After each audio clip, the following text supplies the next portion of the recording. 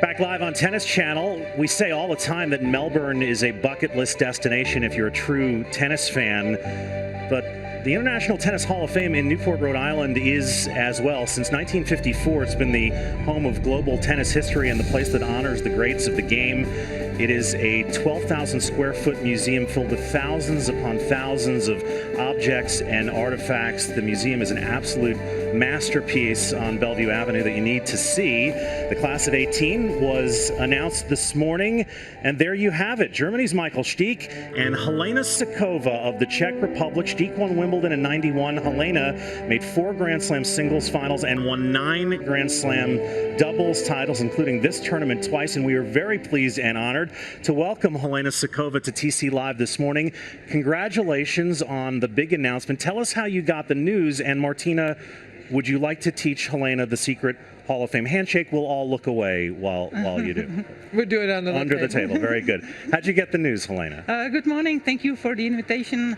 I got the news about a month and a half ago, and Stan Smith called me at night, and he started to say, "Oh, how are you? How are you doing?" And I was like waiting for him to say the outcome, and then suddenly he said, "You got it." And I was like, "Oh yeah." So within 15 minutes, I got my Australian visas. Yeah, I knew this was your last shot at it. I'm very happy that you got in. I think people know how I voted. But tell me about the beginning of your career. Did you think tennis was going to be your life? Well, I enjoyed playing tennis because I was winning from the early age, and of course when the kid is winning, the kid is enjoying to play whatever sport they do. So that was my case, luckily. And at some stage I wasn't able to play tennis for a year because of my spine and a short left leg. But I was growing up in the club where Martina used to practice, and my mom was a little bit coaching her, so I was around that area, and of course, as I said, winning from the early stage, that kept me going in tennis. You two are obviously good friends and share so much history. On the other hand, this woman didn't do you any favors over the years, in particular in the 1986 Neither did she. U.S. Open. We'll get to that, but this was 86 U.S. Open, one of your 4 Grand Slam singles finals. What are both of your memories of that day? Well, you go first. Well, I had lost to Helena at the Australian Open here a few years ago, so and I've lost her a couple other times, so I was nervous about it because of the history that we have. And Helena's a very dangerous player. When she played well, she was really tough to beat. Tall, long, and she knew all the shots, she knew where to be, and she knew my game, so I was very nervous going into that match. Well, for me, I tried to forget all my losses, so I don't remember that match. I only have a big poster, me and Martina before the match, so that's all I remember about that match. Well, the one that you probably remember then was here, the year that Martina had the chance to complete the calendar Grand Slam. That was one of the years when the Australian Open was at the end of the year. Martina, you won the first 3. You come in here with the chance to do what very few players in history have done.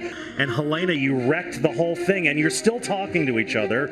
What do you remember, Martina, about that match? I remember Helena serving 2 double faults against me, and then she served 14 against Chris in the finals. I'm like, why didn't you do that against me? But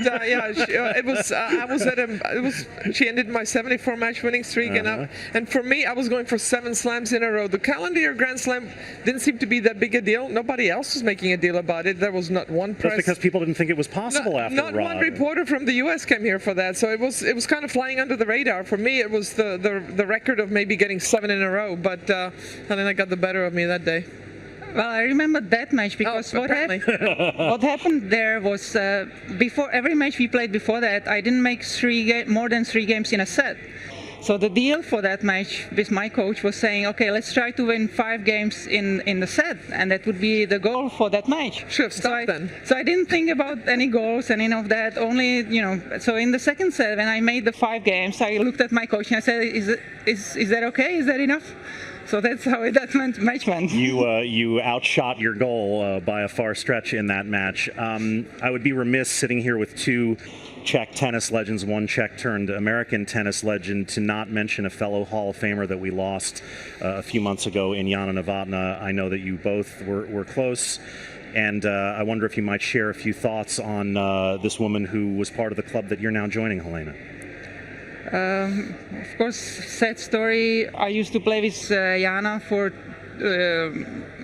2 years total, whole years we were like #1 team, and we really won whatever we could won. And it was a sad story. Actually, her last match I played with her at the Legends in Wimbledon, and I knew after Wimbledon that she had to go for the surgery. So I knew there was serious things happening, but I thought the chemo and all that was working, and I didn't know it was coming to an end, and it was a very sad story. I mean, young person. Martina, I know you guys were close, and I know this is an emotional topic for you, and I'm sorry to bring it up. It's sad for the whole tennis world, but I know in particular for you, she was a beautiful person and a close friend to you. We were there for each other in life, and that's all I can say. That's all you need to say. It speaks for itself. I want to pivot, and I know it's hard, back to the Hall of Fame. Helena, have you given any thought to who might present you? You obviously have some pretty close friends, wink wink, who are already in the Hall of Fame, who might know their way to Newport. Your brother also is somebody that comes to mind. Have you made any decisions about that? Decisions hasn't been made, but I've been trying to. I called my brother and I said, you are a very good speaker, and I hope you will have time to come over with me, because I think people would enjoy his speeches also. So I hope he will come.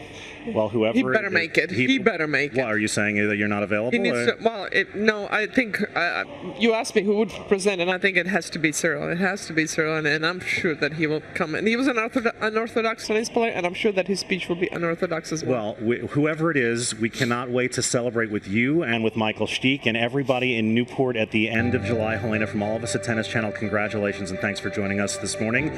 Soon to be newly minted Hall of Famer Helena Suková. That's the scene in Newport at the casino. You'll see the induction ceremony live on Tennis Channel this summer, and we will be back in just a moment.